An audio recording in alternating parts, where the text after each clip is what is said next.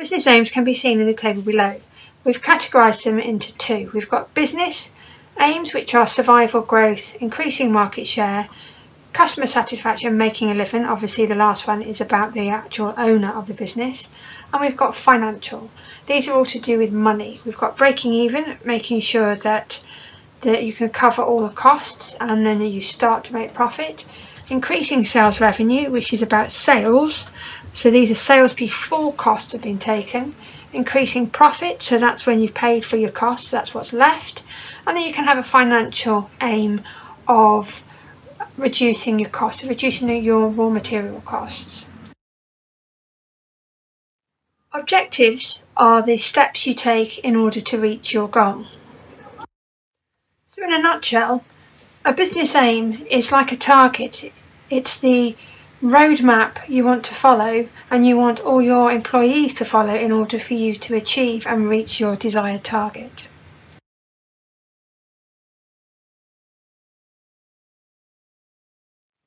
An aim or objective is a statement of what a business is trying to achieve over the next 12 months. So you can have the main goal, the target, as a 12-month goal, and you can have steps you're going to take in order to achieve that within 12 months. Or you can have a business aim that is a goal that you want to achieve over 5 years. So then your objectives, your steps in order to achieve that goal are going to take a bit longer. So here's some examples below. We've got a business can set itself any of these. They want to survive, they want to increase profit, they want to grow as a business, and they want to increase market share.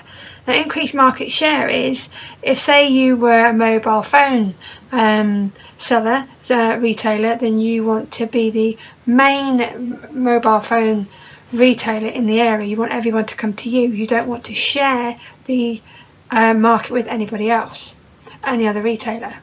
An example of a survival business aim is below, about the new cafe who's just opened and they may want to survive in their first year.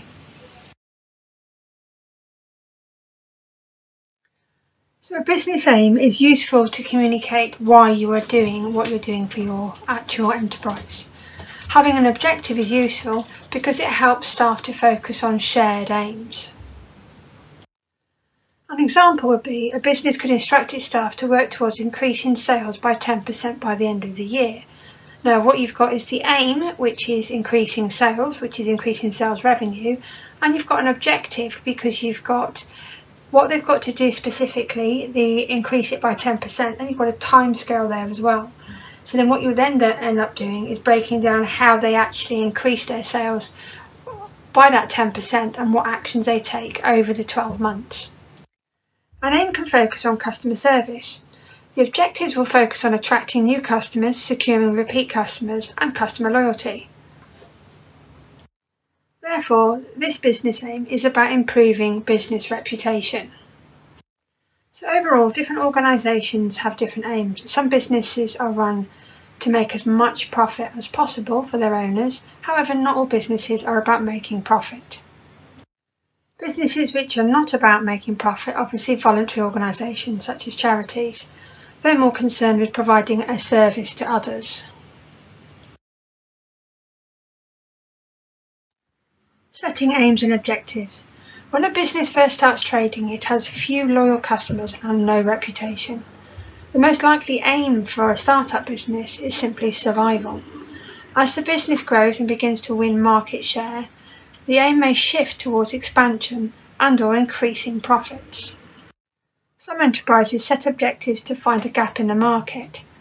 They will use creativity and innovation to find this gap for something new which they can deliver.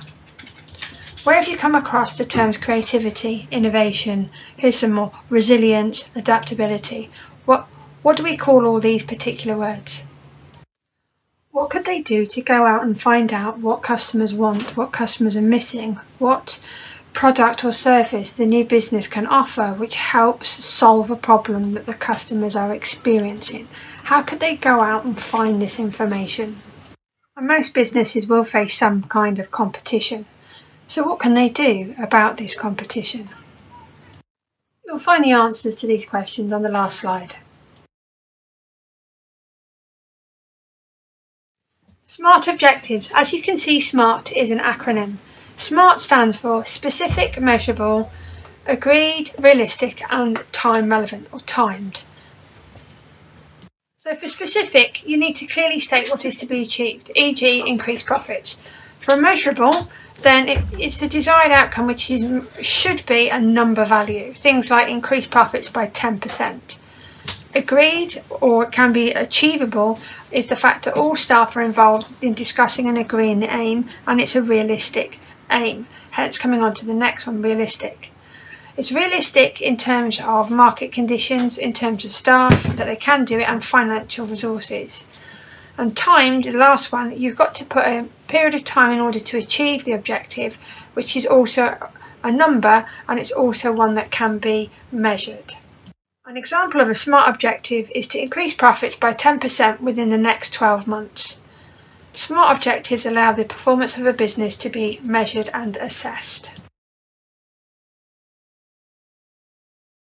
An economic recession can cause a business to change its aims and objectives, and it can shatter all previous plans so that you have to adjust and be adaptable to survive in the new economic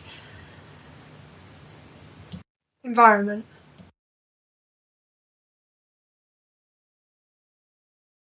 So why do business aims and objectives change? The aim of a business can change over time, so the age of the business can have an impact on what the business aims and objectives are.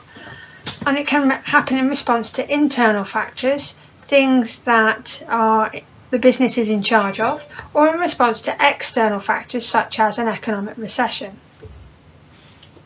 An example of change is below. So you've got from survival when a business first starts, increasing profit, and then you've got growing in size. Alternatively, a profitable business that is hit hard by an economic recession may struggle to maintain the same level of output. Faced with these declining sales, the business may change its aim and objective from growth or making a profit to simply surviving. And it will have actioned its objectives in order to make sure it survives. Question 1. The Greek name for creativity, innovation, resilience, adaptability, all those words are entrepreneurial skills. Question 2. How do they find a gap in the market? Well, they would go out and do market research. Usually this would be primary research. And question 3. Most businesses face some kind of competition, so what do? Well, they need to go out and actually find out who the competition is. Again, this is market research, but this is called secondary research. So this is about them possibly going on the internet, possibly reading some business reports to find out who their competitors are and what their competitors are doing.